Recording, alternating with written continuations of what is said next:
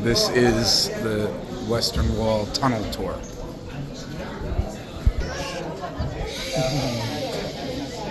Who built this? Who built the secret passage? It was David HaMelech, King David. He was a very busy man. He wrote Tehillim. He was a warrior. He had a nation to govern.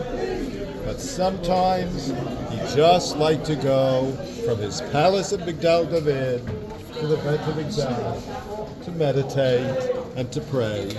But he goes through the street and people mob him. They're coming to the king. They want tax exemptions. They want building permits. They want his autograph. They want to pose for selfies with him. Who can tell me what's wrong with that story? There was no Beis HaMikdash in David HaMelech's time. Okay, very good. Migdal David was in his palace.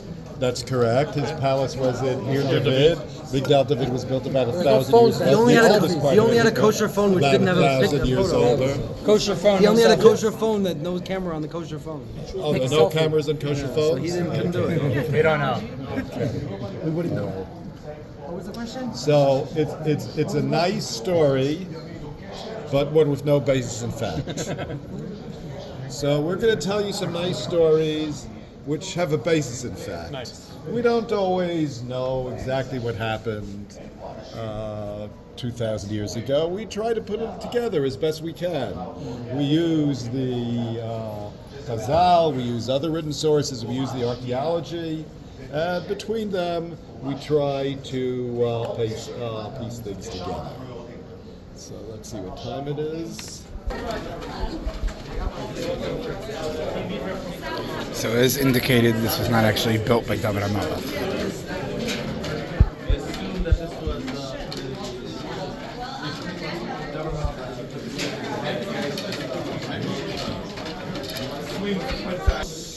Where we daven at the Kotel today is only 10% of the entire wall.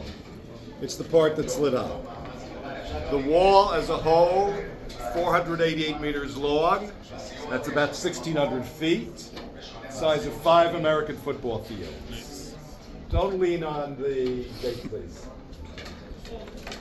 It is 20 meters. That's about 60 feet or 20 stories high. 2/3 of it underground. It's an engineering marvel, and very few people come here to see an engineering marvel. If you had been here 2,000 years ago, this is what you would have seen. The Great Bridge, the Kotel Maravi, and above them, the Beit HaMikdash. There were houses here. It's not as if the area was but we're emphasizing what we see or talk about on the tour. The Kedusha of this place goes all the way back to the dawn of creation. Har Moriah, Even HaShtiyah, the foundation stone. According to our tradition, this is where the dust for which Adam HaRishon was created was taken from. It's where the Akedat Yitzchak took place. According to Rashi, it's where Yaakov Avinu had the dream of the ladder ascending to heaven and the angels going up and down. Ramban disagrees. No. Testing after. But Yerushalayim remained a Canaanite, Yebusite enclave for many years after the Israelites entered the land of Israel, until a leader comes along with the vision of uniting 12 tribes into one nation. And who would that be? This time it is David HaMelech. He needs a capital that's not associated with any one tribe, a place that will belong to all of us. So he comes into Yerushalayim, and he happens to come into the place that's Hamakom Asher Bachar L'Shakein Et Shmo Sham. So he comes into Yerushalayim, he builds his capital on the southern hill, and he brings the Aron HaBrit here, making Yerushalayim the spiritual as well as the political center of the Jewish people. He longs to build the Beit HaMikdash. He chooses the site, he buys the land, he will not be the one to build it. That's left for his son, Shlomo. First Beit HaMikdash, Beit Rishon, stands for 410 years. It's a place of prayer, it's a place of bringing korbanot, it's a place of gathering. 586 before the Common Era, Tisha B'Av. Actually, the Babylonians enter on the 7th of Av. They set the fire towards the evening on the 9th, and it burns through the 10th. But we remember it on Tisha B'Av, destroyed by the Babylonians.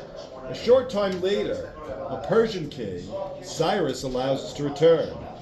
Bayit Sheni is built, not as grand as the first, but still an important gathering place for the Jewish people. Independence was won by the Hashmonaim. People sometimes have heard of them as the Maccabees. But in 63 before the Common Era, the Romans come in. And they appoint a puppet king, Herod. Not a very nice guy.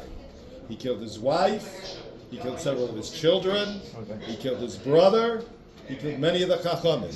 Terrible guy, but a great builder and engineer.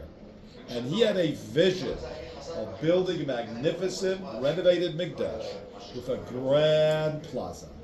But the mountain, too small to accommodate his vision. So he leveled off the mountain, he built arches and vaults, he built 4 huge retaining walls, and the western retaining wall, that is our Kotel HaMaravi, our western wall of today.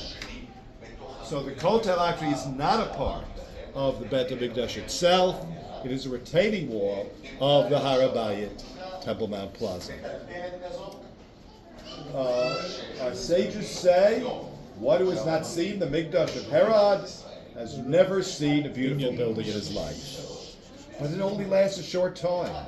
In the year 70 of the Common Era, destroyed by the Romans during the Great Revolt. Over the years, a series of conquerors, some more tolerant to the Jews, some less. In the 7th century, it's the Muslims, and in 691, they build the Dome of the Rock on the site of the Bet HaMikdash. In the 13th century, it's the Mamluks, Muslims who ruled Egypt at the time.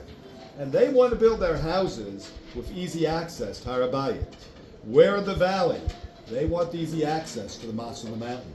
The valley was still strewn with the wreckage and the destruction of the Bet HaMikdash more than 1,000 years before. So what they do, they build arches and vaults, they build a platform, and they build their houses literally against the wall. To them, the Kotel, that's nothing special. It's a wall, a perfectly good wall to use as one of the walls of their houses. The arches and vaults underneath what today are the houses and streets of the Muslim quarter, those are the tunnels we visit on these tours. For years, the tunnels were filled. Some of them were used as water cisterns, storage areas, many of them just filled with sewage and debris. Don't worry, we cleaned out the sewage and debris. So we'll be going into tunnels. Those tunnels are very old. They're 800 years old. They're not half as old as the Kotel. Some of where we are going today was in the open air 2,000 years ago. So use your imagination. What was it like in the open air 2,000 years ago?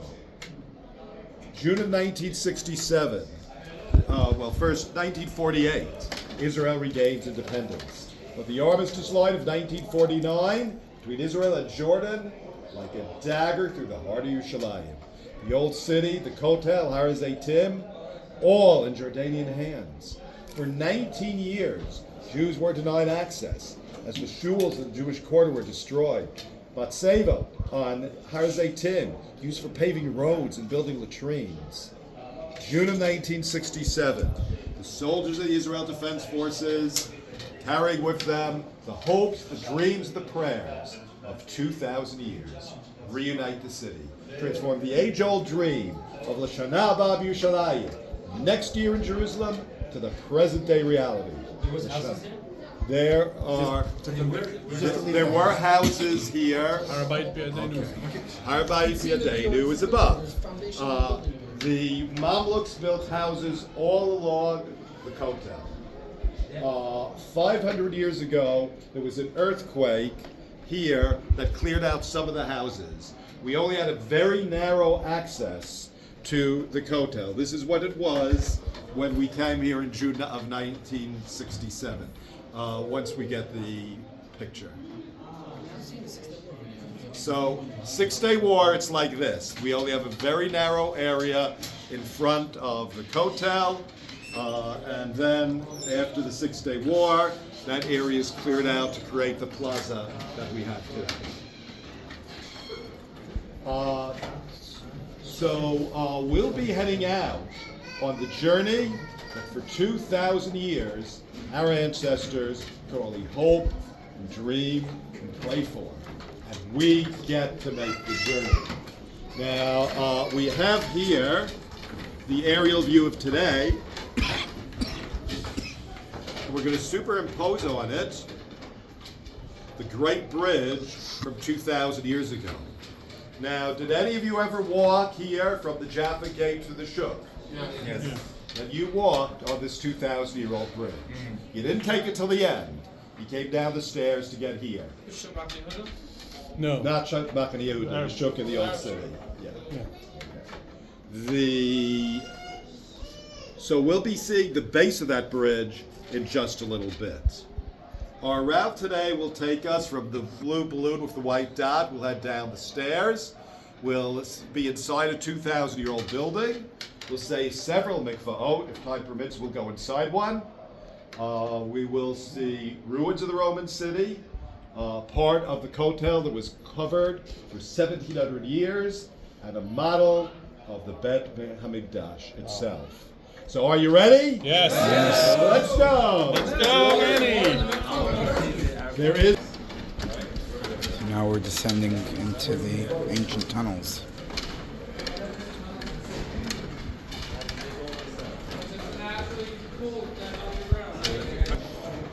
Here's a mikvah.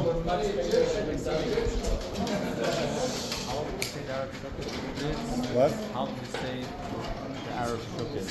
The Arab Shuk is about... It's a bit of lighting of it. So the arches up in lights. Who built this bridge and why? Think of how you got here today.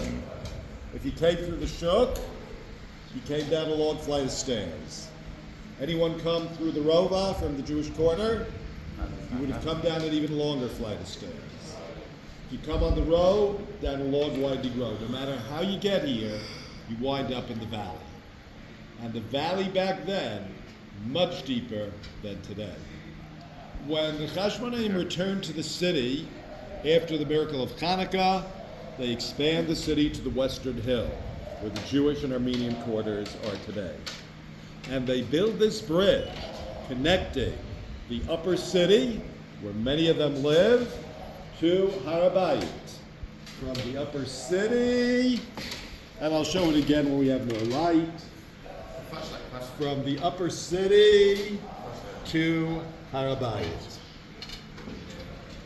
Now, before the bridge was built, if you wanted to go from the upper city to Har HaBayit, you had to climb down that steep hill and climb the mountain.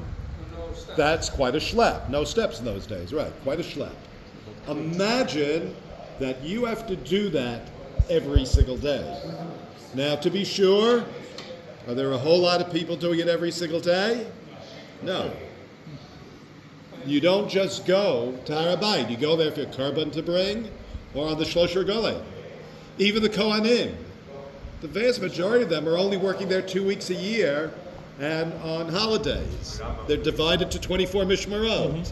Each mishmar comes twice a year for their 1 week shift. Shlosh Regalim, it's all hands on deck. They're all needed here. But the Hashmonaim are the top brass, the Kohen Gadol, are the top officials in the Beit HaMikdash. They're going there every day, single day. Makes their lives a whole lot easier if in just a few minutes they can walk across this bridge from where they live to where they have to be. Now, the bridge would have served other purposes as well. There's a need to bring in water from outside the city. We'll talk more about that along the way. But for now, we'll just mention underneath the pedestrian level of the bridge, an aqueduct to bring in water. It would have served as a side entrance. Okay, this there is some conjecture about. So one theory is that this bridge was only used by Kohanim. The other theory is it did. Huh? Exactly. The reason its arches, besides which arches are better for construction, is that the arches prevent the tumah from rising. So if there are graves underneath, the arches will prevent the tumah from rising, and the Kohanim can walk across here without concern for becoming tumah. How high, how the actual gate, where you used to walk, how much taller? I can't tell you in meters because I don't remember, but just think about, there's the ramp next to the Kotel going up to Har Bayit. Think top of that ramp. And the steps that we went down. Plus Yeah. the steps that we just did. Yes. Yeah. Is there more arches or just one layer of arches? No, there are many arches. We'll show you. No, from this gate, from under this. They're the typical one. We'll see a number of them. Is there a filter? Of course, this tour. Is there a filter? Opportunity and took it. So the Romans come in. I was here 10 years ago. So maybe the Jews did do COVID, so it was the Jews who did the COVID, so they can get that mikvah. So we've moved further inside 2,000-year-old building. We can tell that this was a fancy building. What tells us that? The decorative rim and the pilaster. Now look carefully at this pilaster. Is it touching the ground? No. No. It's not holding up the building. What's it here for? Decoration, exactly. But look more closely, not at me, but at the Corinthian capital on top. Is that Roman? It's Roman style. Water. Water, exactly. Excuse me, please. So remember we said the bridge is an aqueduct. This is a water cistern. This is not the wall. This is not the wall of the building. This is the wall of the water cistern. So the water. This is inside the building. The water is gathered in here. We have a water channel here. We have a water channel here. So water, a very important part of what this building is about. Now, where does the water come from? So, largest source of water in the city, the Gihon Spring in Ir David. Chizkiah builds the tunnel that brings the water into the city, to the Brechat HaShiloah. Some of you may have walked through that tunnel. Yesterday. Okay. We build dams. We're in the valley. In the winter, heavy rain, water comes cascading down the valley. We want to save that water. So we build dams to hold back the water, push into water channels that'll guide the water to where it's needed. People have water cisterns in their homes. But by the time of Bayit Sheni, none of that is enough. According to the Roman historian Tacitus, 600,000 people in Yerushalayim in the Bayit Sheni era. That's not a small town today. It's a metropolis by the standards of that time. Wow. Just in the old city. In Yerushalayim of that time. Remember, again, 3 times the size of the old city of today. Okay. Yeah. So that's an awful lot of thirsty people. Now, during Yaleh and Egel, millions of people here. Service in Har Bayit, that's water intensive. Slaughtering all those animals for karbanot, that's a bloody business. They have to flood that huge plaza to wash the floor. When they're finished, they pull out the plug in the floor, and the water goes down a drain pipe to the Kidron Valley, where the farmers are gathered to collect it. Good for irrigation, good for fertilization. They have a sponge up, maybe that's why.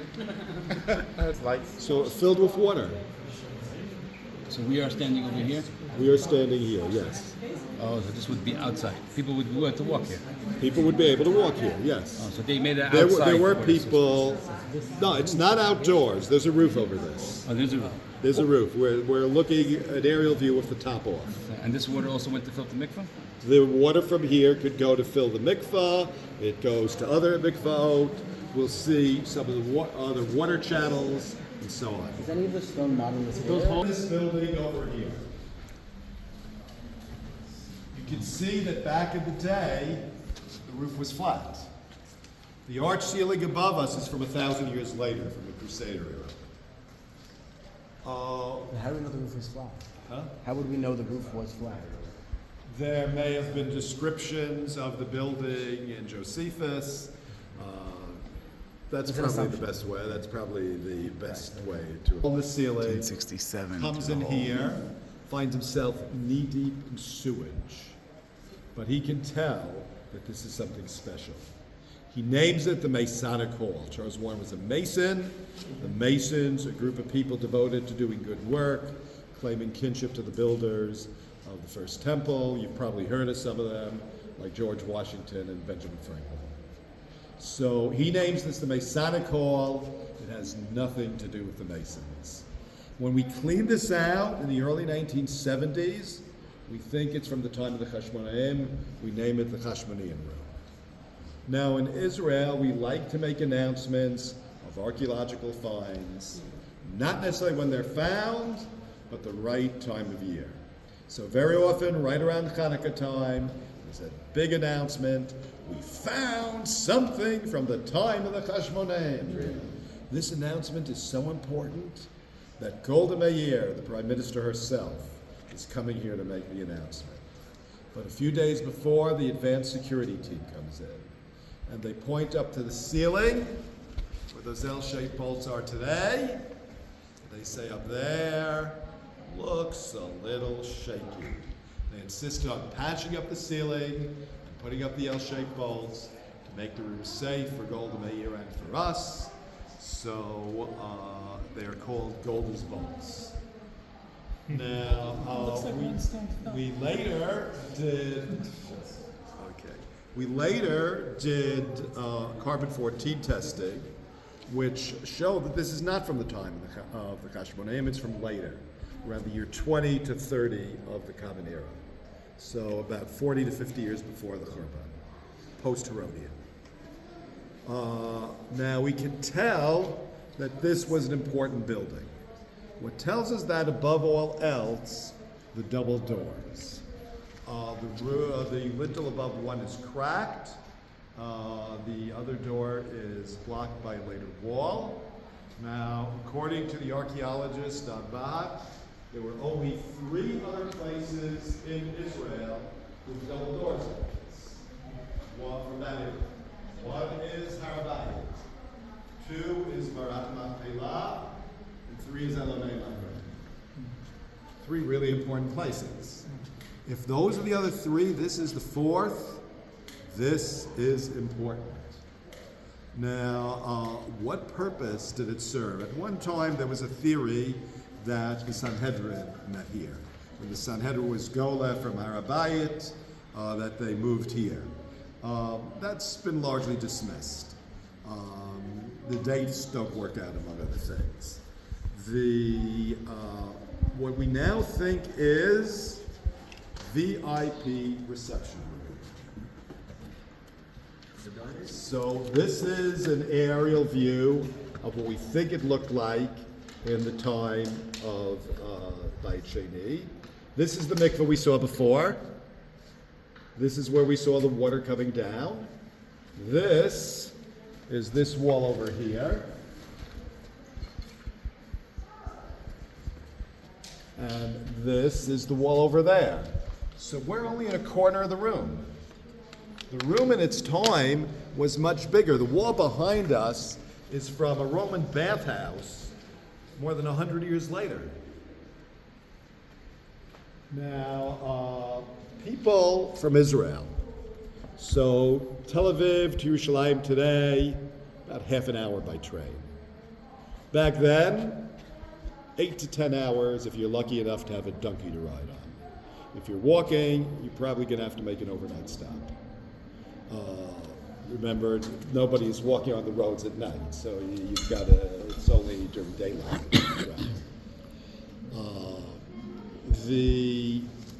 Okay. Now, from Israel, everybody is coming for the Aliyah Regel. Not necessarily everybody every year for every Regel, but everybody in the course of time makes the Aliyah Regel. But we have people coming from much further. Now, nobody from the U.S. in those days, but we have people coming from Rome, from Alexandria, from Babylon, from Persia, even from India. Now, let's say Rome, Italy to Israel today, 3 hours by plane. Back then, it's more like 3 weeks. Only 3 weeks? Probably even more than that. I've seen estimates from 2 weeks, which doesn't make sense to me. Will be something like 2 years. So like, not 2 years, but several months. Now, who could afford a trip like that? It's like the airfares on El Al today. So these VIPs, they're coming here, they're hot, they're tired, they cross mountains, they cross valleys, and rivers. They can come in here, they can take a shower, they can freshen up, and there'd be sofas around the room where people could recline on their left side to eat a meal. What's the fourth question of Manishtana? Subin. So nowadays, most of us cheat. We just go like this.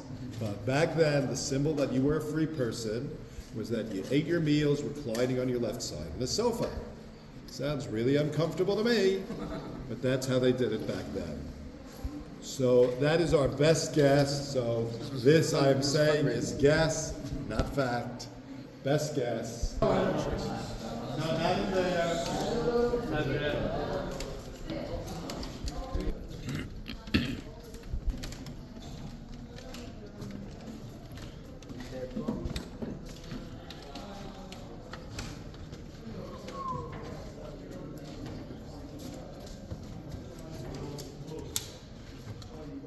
Oh, it's locked.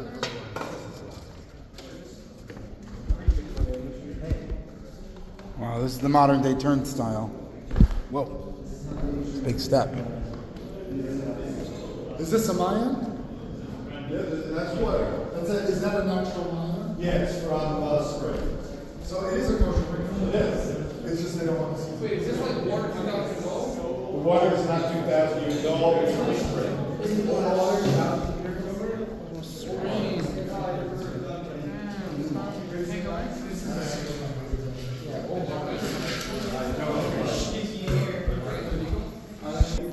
Other mikvah from the time of the Bet HaMikdash that can still be used today. The reason we keep it locked is because when people first heard about it, they said, wow, a mikvah from the time of the Bet HaMikdash, I've got to try it. Yes. People would get undressed and be told on the mikvah, a tour group would come by, and it would be quite embarrassing for all concerned. So we decided best thing is keep it locked. Now, a mikvah, as you know, has to be 40 se'ah of water. Has to be rainwater or spring water, not water from a well, not water from the sink, unless it's connected by a pipe to the rainwater, spring water. Hashaka did exist at the time of Bayit Sheni, but was not widely used. Hashaka is how most mikvot are today. This is spring water. It's coming through the hole. Now, I hate to disillusion you, but the hole was drilled by the archaeologists.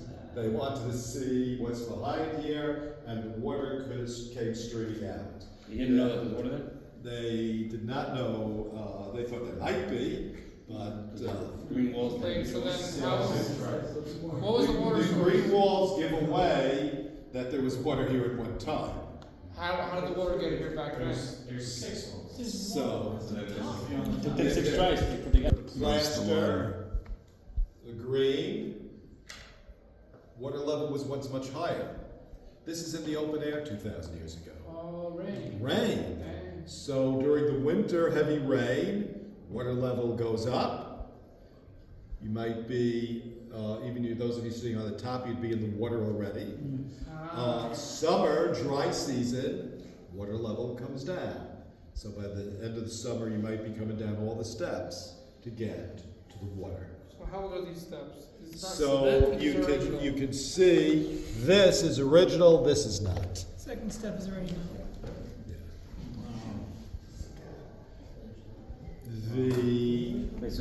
We found.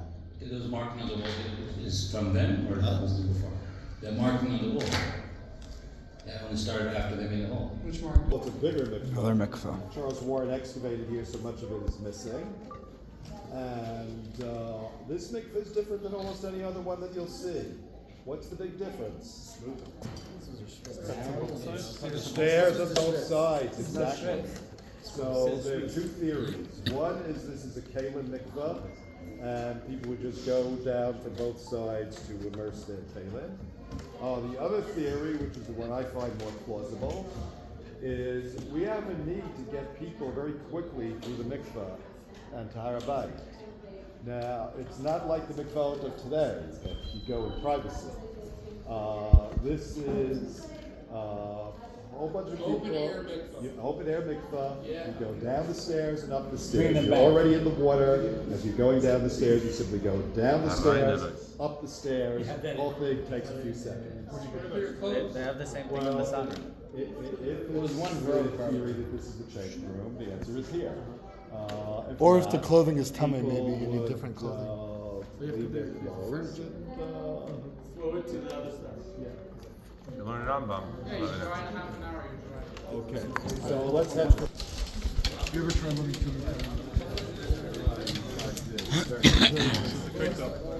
I still I've officially moved to Bangkok, and I'm still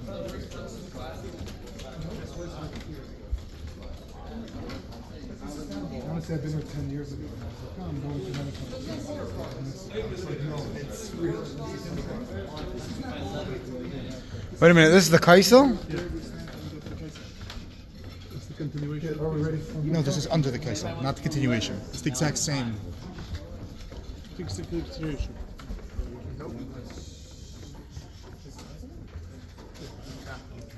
So. We're tapping.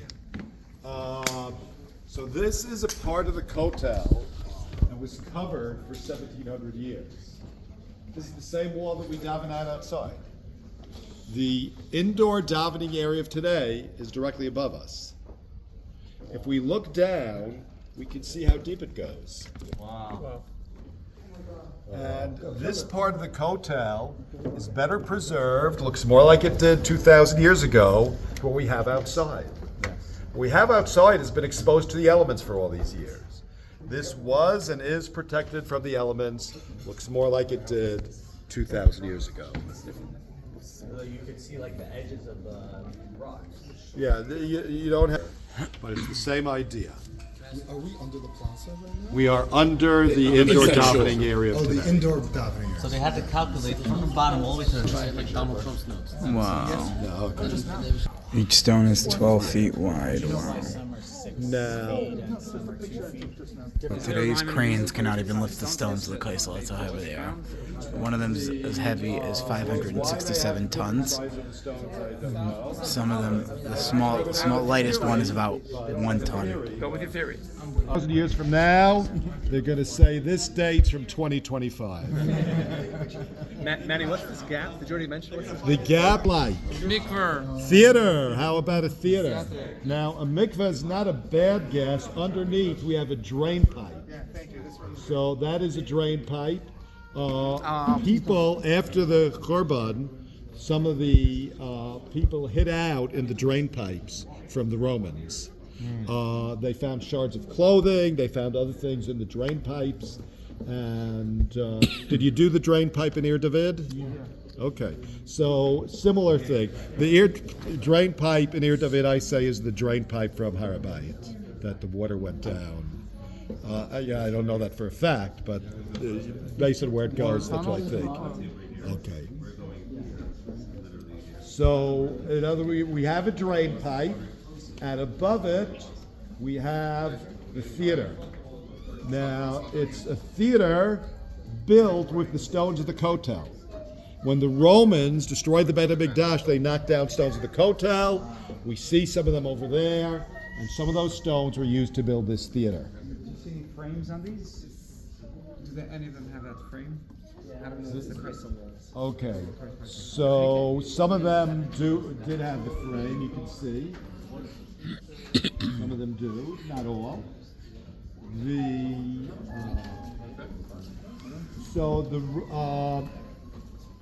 Romans had after they destroyed a city, they were granted amnesty. They forgive the city for its so-called sins and build it back bigger and better than ever. The year 130 of the Common Hadrian, Yimach Shemo, is on his way to Yerushalayim. And the rumor is he's coming to grant amnesty to Yerushalayim. And as part of it, he will allow the Beit HaMikdash to be rebuilt. People are celebrating. He comes here, people are cheering him. He announces amnesty for Yerushalayim, and he's going to do something wonderful for the people of Yerushalayim. He will build a temple here to the Roman god Jupiter. Well, how would you feel? The greater the anticipation and the excitement and the joy, the greater the shock, the disillusion, and the outrage. And this is 130 of the Common Era, 60 years. Okay. So that is what sparks the revolt of Bar Kokhba, an attempt to regain Jewish independence, supported by the greatest Rav of his time, one of the greatest of all time, Rabbi Akiva. The revolt is successful at first, crushed by the Romans with great cruelty, again to Tisha B'Av, with Charva Beitar. The Romans come into the city and they plow it over. What's the fifth tragedy of Tisha B'Av in the Mishnah and Tanakh? Parsha Yerushalayim. Yerushalayim is plowed over. They rebuild it as a pagan Roman city named Alia Capitolina. They renamed the land Palestine after the ancient enemies of the Jewish people. This theater is part of that pagan Roman city. Jews were barred from the city under pain of death except for one day a year. What was that one day of the year? Exactly, Tisha B'Av. We can pay for the right to come here to mourn. But the Roman legions who drove our ancestors out of the city could never drive the city out of our hearts. For 2,000 years, wherever Jews were in the world, we turned 3 times a day in the direction of this wall and say, V'techazena eineinu b'shuvcha l'Tzion b'rachamim. Hadrian built this theater, built this pagan Roman city as a symbol that the Jews are finished. It's over. Well, here we are. 1900 years later, Hadrian is gone, the Roman Empire is gone, we're here, and every single day, the descendants of Rabbi Akiva and his students daven and learn Torah directly above Hadrian's theater. So let's head for the mountain. Yeah, the lower level is the foundation. I see, but it was on the ground foundation? Yes. So where's the Street level, as I pointed out, was the slab. You can see it again. This is a bit of Roman stuff. Yes, I'm not even a big fan of that. Not even a big fan of water. Yeah. There's a tour goes from here to here. Let's let that brick over there. We only stay under here. In your seats. Okay, if you guys sit nicely enough, I'll take a picture with you with the fireplace. With the base on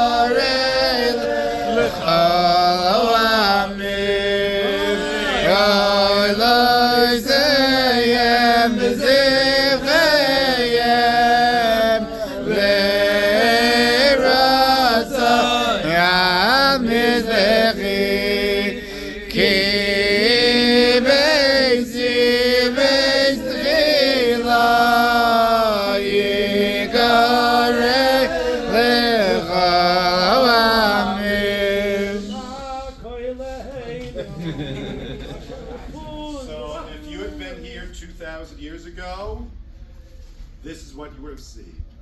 Hopefully, by the next time you come, this is what you will see. Amen.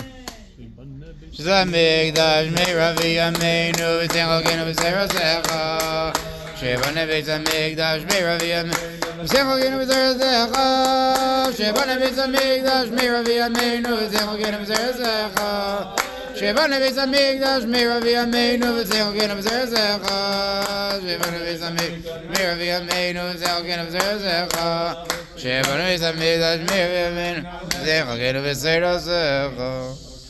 So we'll point out some of the highlights. Just to have another tour, so We can't go on forever. can't go on forever. The main entrance to Har HaBayit is here on the southern wall. The Davidson Archaeological Park of today, where you can still climb the stairs. This model is based on the second Midot. It was designed by Rav Zalman Koren. So, of course, not all Rabbanim agree. So you will get different models that look different from this one. The one in the Israel Museum is based on the historian Josephus. So there are differences between this and differences even between models based on Midot, based on the different Shitot. The chutzner was the based on the. Lo, Chatzot Friday afternoon. to announce Shabbat. This grand staircase is gone. All that's left of it is Robinson's Arch. Stiav Malchutim with the pillars. There were stores there. According to many, it was not here, but here at the top of the staircase. It was stores. One would be selling in stores at Har HaBayit. Animals for the carbona. Oil, wine, flour. Rashi wine. You would come to the Shulchan Aruch, and he would give you the money, gives you the Matzid shekel that everyone has to bring, and he gives you like a debit card that you have such and such amount of credit towards buying for the carbona. This is the building we were in. This is the bridge. On the northern side, the Antonia Fortress. Fortress built by Herod. Why would he build a fortress? Protection. Whose protection? He would have told you to protect Har HaBayit, but really it's to protect himself. It was to keep Exactly. Keep Roman legionnaire. Keep an eye on what's going on down there. But also, he built a Sodom, no? He did, yes. He was very obsessed with, like, fortresses. Yes. He was very obsessed with fortresses. People say he was a bad. We have the Bet HaMikdash itself, Kodesh HaKodeshim in the back. People coming through the east, bow to the west. On your way out, maybe the Kodesh HaKodeshim would have been the Aron HaBrit, then Beit Rishon, Beit Sheni, we don't have it. Main Mizbeach is outdoors. On the way out, you might want to swing around the front to see the view from the Excuse me, front. can you please take a picture of us as a group? Let's do it upstairs Okay. because we have another group waiting.